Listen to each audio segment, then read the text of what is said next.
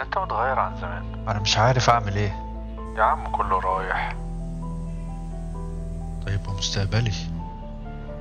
عايز انزل جيم او اتعلم مهارة جديدة. كلمني وابعتلي بس انا بحاول ومحدش حاسس بيا. وهتفضل كده؟ طيب مهارة جديدة ايه؟ مش لما اخلص اللي ورايا. البس ايه؟ البس ده ولا البس ده؟ ما انت يا ابني معكش قرش ما تسواش قرش. وانا ضيعت عمري. حاجتين بس كفاية يخلوا اي شاب تايه ضايع مش عارف هو مين ولا رايح على فين. حاجتين بيشكلوا كل يومك وهم سبب انك مش مرتاح مهما حاولت. واحد منهم انت قررت تنساه بايدك، والتاني بقى بيقودك حتى لو لهلاكك. الصلاة والبنات. أنا عارف إن الموضوع حساس، بس تعال نفكر ونفهم وهحاول أقدم حلول أنا شايف إنها صح، بس محتاجين فعلا نعمل ده. أنا أحمد زهران، وزهران قال.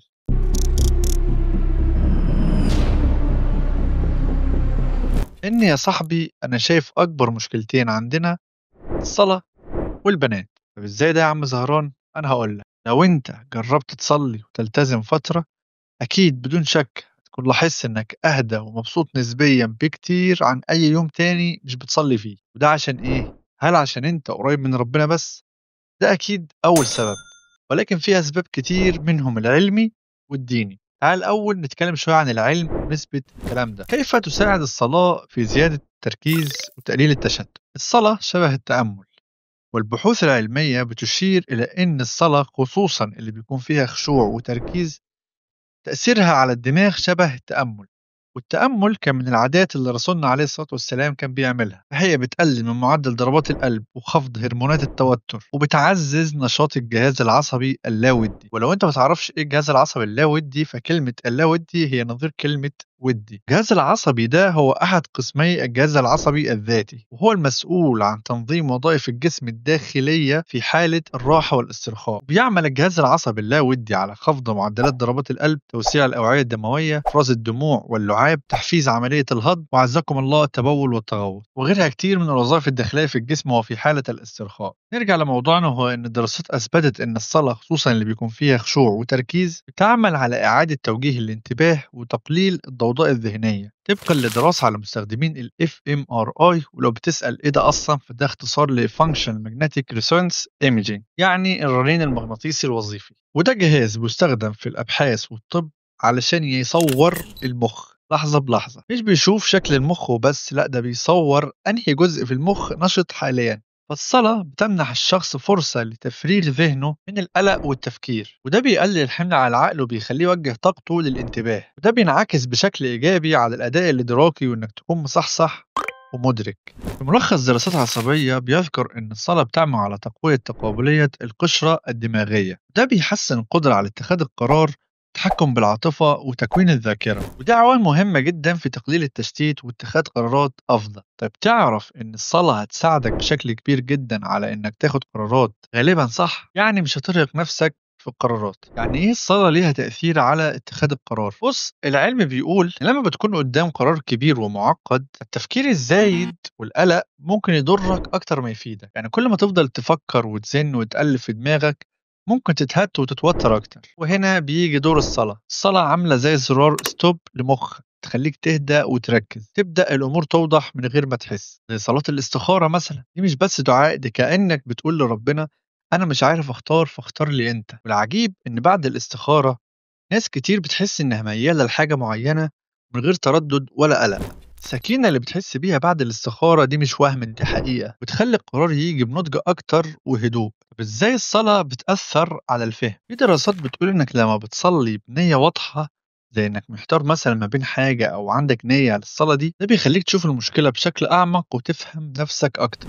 ليه؟ لأنك بتوجه طاقتك وتركيزك لهدف معين، وده بيساعد مخك على ترتيب أولوياته. يعني بدل ما دماغك تبقى زحمة، الصلاة بترتب لك الأفكار وتخليك تحس براحة وهدوء. والنقطة دي كان بيتكلم عنها كتاب أنا شخصيا طلعني من أزمة، بمر بأزمة صعبة. الكتاب ده اسمه قوة عقلك الباطن. الكتاب ده كان بيتكلم على التفكير الإيجابي، وإنك توجه طاقتك وتفكيرك لحاجة معينة. وفعلا الحاجة دي بتتم لما تفكر صح وتوجه طاقتك لحاجة معينة. فالصلاة أصلا بتساعدك على الكلام ده. يعني خلاصة الصلاة دي مش بس عبادة، ده وسيلة ربنا مديها لك تساعدك أنت في حياتك. فلو تايه ومشتت، ما تضغطش نفسك، صلي وهتلاقي الطريق بينور لوحده من غير ما تحس. يعني كده الصلاة بتقلل التوتر والقلق، وبعد الصلاة تركيزك بيعلى. الصلاة بتوضح لك الأمور وتخليك تاخد قرار أهدى. ونيجي للجزء الدين. ربنا عز وجل قال في كتابه الكريم: أعوذ بالله من الشيطان الرجيم: إن الإنسان خلق هلوعا، إذا مسه الشر جزوعا، وإذا مسه الخير منوعا، إلا المصلين الذين هم على صلاتهم دائمون. يعني من طبيعة الإنسان إنه يبقى هلوع وخايف وقلق وتفكير، كل ده ربنا قال لك إلا المصلين. فأنت لو بتصلي كل الكلام ده ما يبقاش عندك، وهتبقى أهدى بكتير. والرسول عليه الصلاة والسلام قال: إن العهد الذي بيننا وبينهم الصلاة، فمن تركها فقد كفر. فأنت لما بتسيب الصلاة فأنت كأنك بتفصل السلك اللي بيصل بينك وبين ربنا، وبالتالي كل حاجة حواليك هتبدأ تضلم. فما تغامرش بموضوع الصلاة، صح؟ ونيجي بقى للجزء اللي هنتكلم فيه عن البنات. وما أدراك ما البنات، اللي هي بقت شغلك الشاغل من غير ما تحس. قبل ما تتكلم وتعترض، اسمع بس الكلام ده. الرسول عليه الصلاة والسلام قال: ما تركت بعدي فتنة أشد على الرجال من النساء. وجهة نظري البنات يمكن أكتر مخلوق جدلا منذ التاريخ. دي أول جريمة قتل حصلت كان بسبب بنت، أو بمعنى أدق فتنة البنات، أيام سيدنا آدم وستنا حواء، لما قابيل قتل هابيل. وكل ده عشان بنت جميلة، ده عايز يتجوزها وده عايز يتجوزها. تاريخيا المرأة مصدر للفتنة أو للتغيير. زي ما قلنا أيام سيدنا آدم وستنا حواء، في العصور الوسطى في أوروبا كانوا بيعتبروا أن المرأة رمز للفتنة، ولكن محرك للقرارات السياسية، زي كليوباترا أو هيلين طروادة. في الإسلام أم سلمة غيرت مجرى حدث في صلح الحديبية، وستنا خديجة دعمت الرسول عليه الصلاة والسلام في بداية دعوته.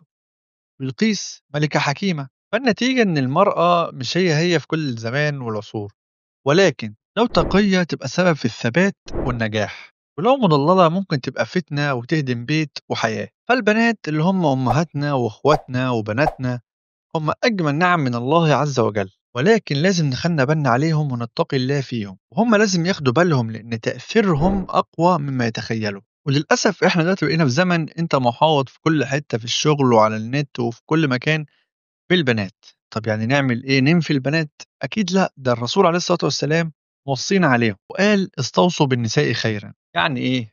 يعني الإسلام مكرمهم، ولكن حذر منهم لو استخدمناهم غلط. الست مش شيطان، بس ممكن تبقى وسيلة الشيطان، زي النار تنور بيتك أو تولع فيه. أنت شاب جسمك فيه شهوة ومخك بيشتغل بصريا، وأنت في مجتمع مليان مؤثرات ولبس وسوشيال ميديا. يعني أنت فريسة سهلة لو معكش حصانة، وحصانتك غض البصر والصلاة والبعد عن كل حاجة بتقربك للحرام. أما نفسيا وعلميا ففي دراسة زي دراسة Visual Sexual Stimuli ثبتت إن مخ الرجل بيستجيب بصريا للمؤثرات الجنسية أكبر بكتير من المرأة. الإثارة عند الرجل ممكن تبدأ بلمحة أو صورة، فعشان كده الفتنة أصعب عليه. في دراسة من جامعة كامبريدج، إن الشاب اللي بيتعرض لمنبهات جنسية على مدار اليوم سواء في الشارع أو الإنترنت بيحصل له نوع من الاعتياد والتخدير، وده بيأثر على قدرته على التركيز والدراسة واتخاذ قرارات صح. أنا مش بقولك ابعد عن البنات ولا تبقى شيخ، أنا بس بقولك ارجع صلي، وافتكر إن كل فتنة وليها حصن، والصلاة هي حصنك الوحيد. واوعى تبقى في زمن الفتن ومعكش سلاحك، لأنك في الحالة دي هتكون بتسلم نفسك للضياع بإيدك.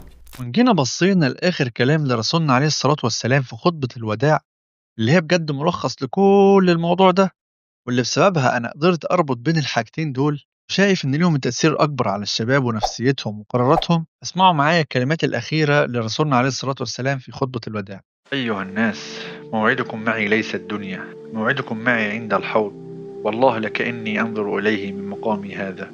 أيها الناس، والله ما الفقر أخشى عليه، ولكن أخشى عليكم الدنيا، أن تنافسوها كما تنافسها الذين من قبلكم، فتهلككم كما أهلكتهم. أيها الناس، الصلاة الصلاة، الصلاة الصلاة، الله الله في الصلاة. أيها الناس، اتقوا الله في النساء، اتقوا الله في النساء، أوصيكم بالنساء خيرا. أيها الناس، إن عبدا خيره الله بين الدنيا وبين ما عند الله، فاختار ما عند الله. هواكم الله، حافظكم الله، نصركم الله، ثبتكم الله، أيدكم الله.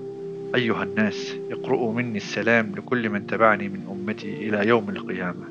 فكده كأن في حاجتين بيمسكوا مفاتيح حياة الشاب: واحدة بيرميها من إيده والتانية بتجر رجليه.